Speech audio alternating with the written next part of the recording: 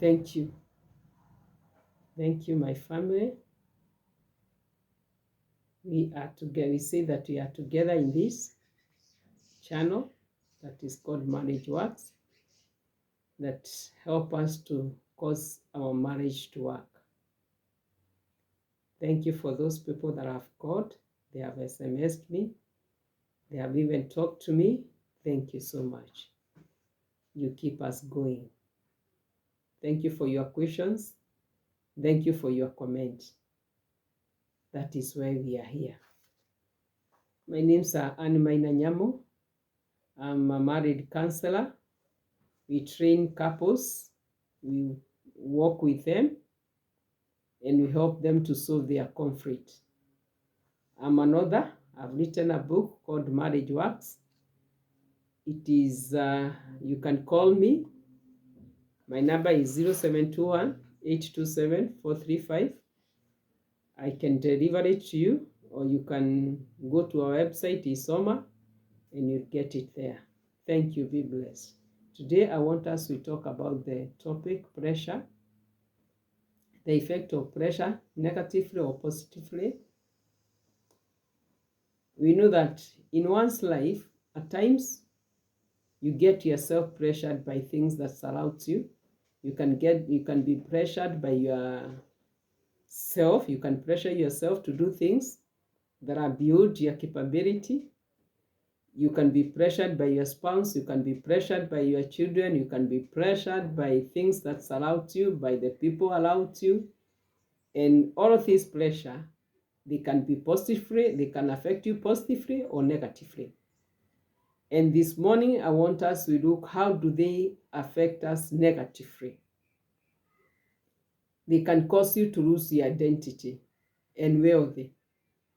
You pressure yourself, you get pressured mpaka haujijui, ujielewi ni nani. You can be pressured to go extent and do other things and you lose what you have just because of the pressure. Can cause you to compromise your faith until ufike pahali hata wewe mwenyewe ujielewi. What do you believe? What do you know about God? Can cause you to forget about God, pahali amekutoa, pahali amefikisha, and the journey you have walked with your God. Can cause you to disconnect with God ama your spouse. That is the effect of the pressure negatively on one's life. You can be pressured until you feel you are intimidated by things or someone's around you. Pressure can cause you to do things that you don't want to do, or they are not necessary to be done. Can cause you even to neglect yourself or neglect those things that you are supposed to do. That is the effect of the pressure. That is how they can cause you negatively. And I want us to base our topic in Exodus 31. It is that one, verse 1 up to 6. It's a long verses, but I want us to go slowly and slowly so that we can understand from where we are coming from and where we are going. And we see this is about Moses. When Moses brought the Israelites from Egypt, and he brought them on the way going to Canaan. And verse 1 says, and when the people saw that Moses delayed to come down out of the mountain, the people gathered themselves together unto Aaron and said unto him, up, make us God which shall go before us. For as for this Moses, the man that brought us up out of the land of Egypt, we don't know what it becomes of him. This is the time that Moses went up on the mountain to talk with God about the children of Israel. And when he was there up, the people felt that Moses have overstayed there. And because they were not used of this, they were not used of praying to this God that they don't see. They were used of worshiping God that they see, praying to God that they see, that is the idols from the Egypt. And it's like they felt hawana tumaini. Verse 2 says, and Aaron said unto them, break off the golden earrings, which are in the ears of your wives, of your sons, and of your daughters, and bring them unto me. Remember, when the Israelites that they were coming out from Egypt, that very night, God gave them the favor, and they were given gold and silver by the people of Israel. So God gave them the favor that from the Egypt, hawakutoka mikono mitupu, walitoka na mali. Na mali ilikuwa in the form of gold, in form of silver. Because as you read there before, they were told to go and borrow from the Israelites what they want. And they are part of the things that they bought, the rings, the earrings, and all of them, mind you, they were gold. And when they demanded that Aaron should make an idol god for them, Aaron told them, go and bring those golden earrings, golden rings that you are given, so that we can make an idol god for you. And all the people took off the golden rings which were in their ears and brought them to Aaron. That is verse 3.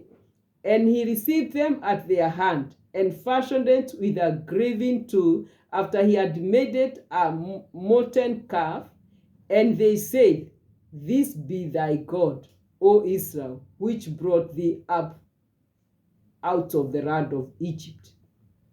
When Aaron took all those earrings, the rings, the golden, he carved them. And when he carved them, he made an idol god and told them, this is your God. And when Aaron saw it, he built an altar before it, and Aaron made proclamation and said, tomorrow it is a feast to the Lord. And they were happy. Mind you, they have lost their gold, they have lost their earrings, they have lost all their wealthy just because of the pressure. But they felt as if they were happy. At that particular time, they had not thought of the impartation. One thing, they have lost their faith, they have lost their possession, they have lost their God, they have disconnected with God who took them all the way from Egypt. Wakatengenezewa njia katika the Red Sea, wakapatiwa favor, but because of the pressure, they also made Aaron to forget his faith, to compromise his faith, and he accepted their pressure and took their wealthy and made the calf. And they rose, verse 6, and they rose up early on the morn and offered burnt sacrifice and brought peace offering, and the people sat down to eat and drink and rose up to pray. That is what happens. They lost all what they had. That is how much the pressure can cause negatively in your life. The pressure caused them to forget their God, and they lost all what they had. And we see in the above chapter, the children of Israel, when Moses delayed to come back from the mountain, they forgot what God had done to them, having cried before God. And God promised them he would deliver them from the land of Egypt and take them to Canaan, a land of honey and milk. Even though in Egypt they were crying, they decided to worship the God of Egypt because they could see them. They persuaded Aaron to make them a god they could see and worship. Despite Aaron having experienced the power of God as Moses is calmed the pressure of the Israelites and forget how God worked with them in order to deliver the Israelites from the hands of Egyptians. And when when all the firstborn of Egyptians were killed, how they crossed the Red Sea, and the Egyptians who had fought them were drowned by the Red Sea, he asked them to bring all the golden earrings, which are in their ears of their wives and your sons and your daughter. That is the much pressure can damage your faith. Pressure caused them to lose the wealth which had carried along with them from Egypt. Pressure caused Aaron to compromise his faith and made God to be angry with him and all of them.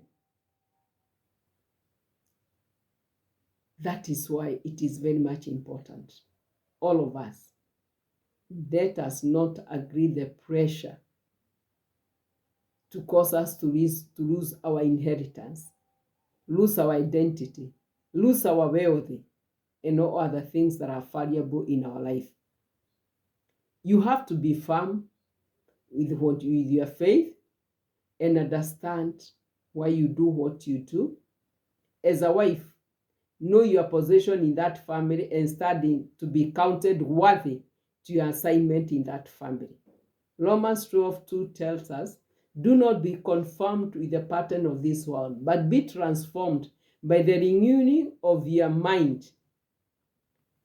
Then you will be able to test and approve what God's will is, good, pleasing, and perfect will.